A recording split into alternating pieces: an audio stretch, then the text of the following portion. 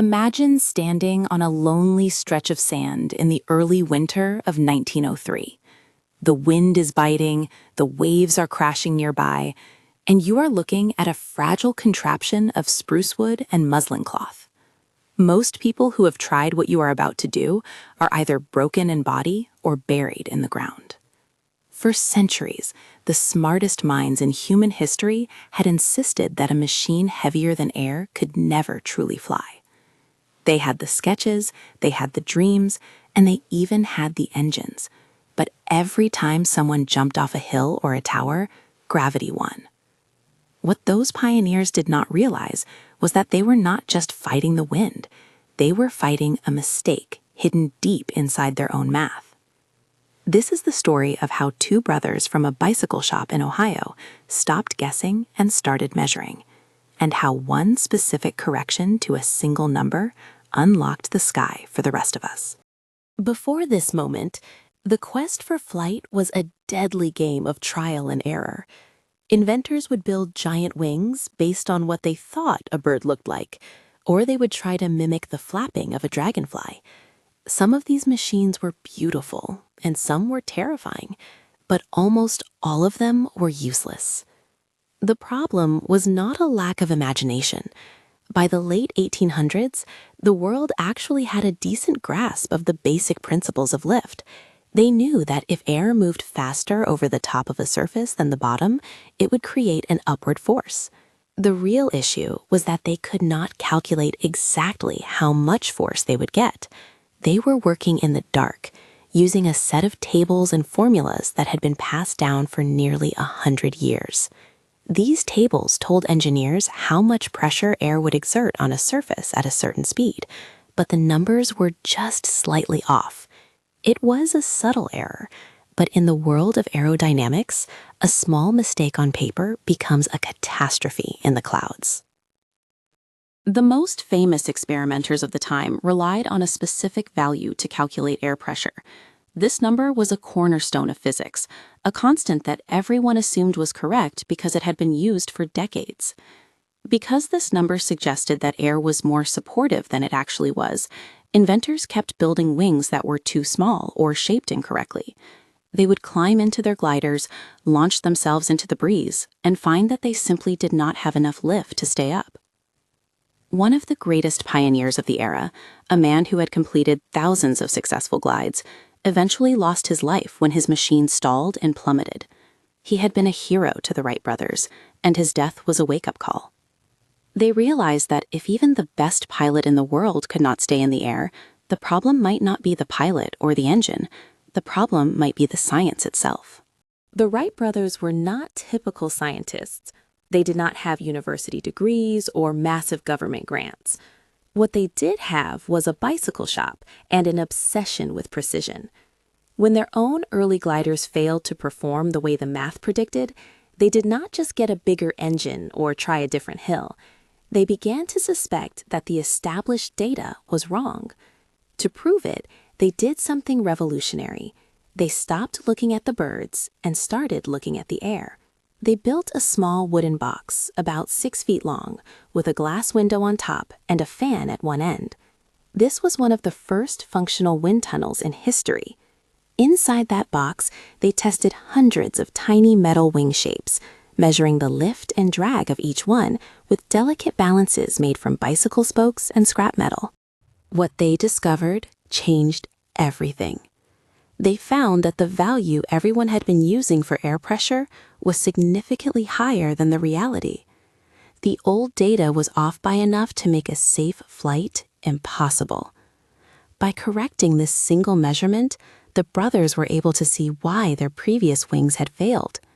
They realized they needed a different curve to the wing and a larger surface area to catch the thinner support that the air actually provided. They replaced the old faulty numbers with their own experimental data. Suddenly, the math worked.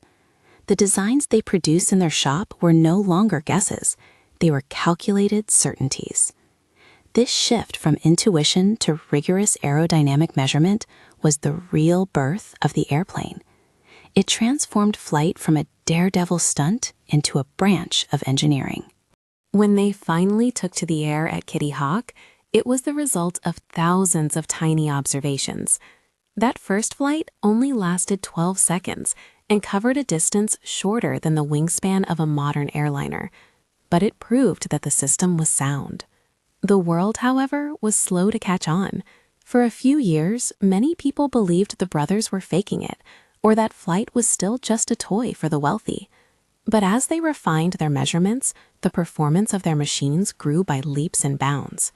They learned how to control the aircraft in 3 dimensions, using a system of pulleys to warp the wings and a rudder to coordinate turns. They were no longer just falling with style, they were navigating the atmosphere. The ripple effects of this breakthrough were felt almost immediately across the globe.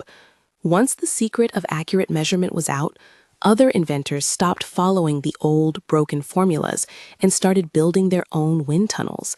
The system of aviation began to scale at a pace that had never been seen in any other industry.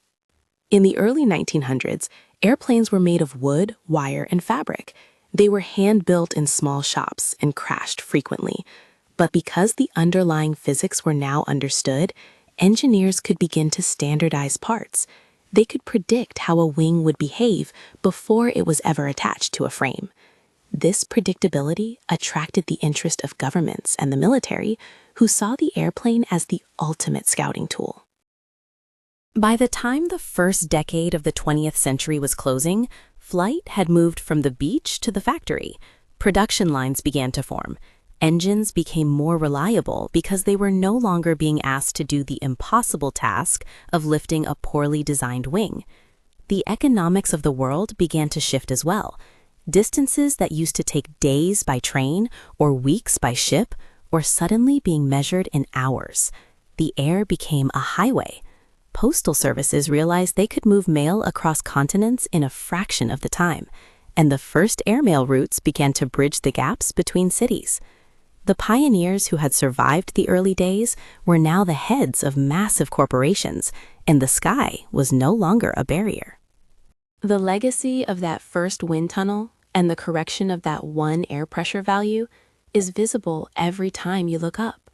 Modern aerospace is still built on the same foundation of measurement and testing that the brothers established in their bicycle shop. Today, we use supercomputers to simulate airflow and massive wind tunnels that can swallow an entire jet. But the goal remains the same: to understand the invisible forces of the air with absolute precision. We have moved from wooden gliders to supersonic jets and spacecraft, yet none of it would have happened if we had stayed stuck using the wrong numbers. The Wright brothers showed us that progress does not just come from working harder. It comes from knowing exactly what you are measuring. This period of the early 1900s was an era of incredible transition. As the airplane began to conquer the skies, the world was becoming faster and more connected. But as these machines became more complex and moved at higher speeds, a new problem began to emerge. The wood and fabric that had served the first pilots so well were reaching their limits. Engineers needed materials that could withstand the incredible stresses of flight while resisting the elements. The next leap in technology would not just be about how we shaped our machines, but what we made them out of. And that is how airplane flight and aerodynamics set the stage for what came next.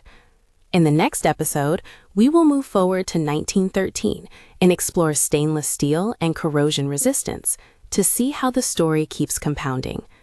If you enjoyed this, subscribe for more history.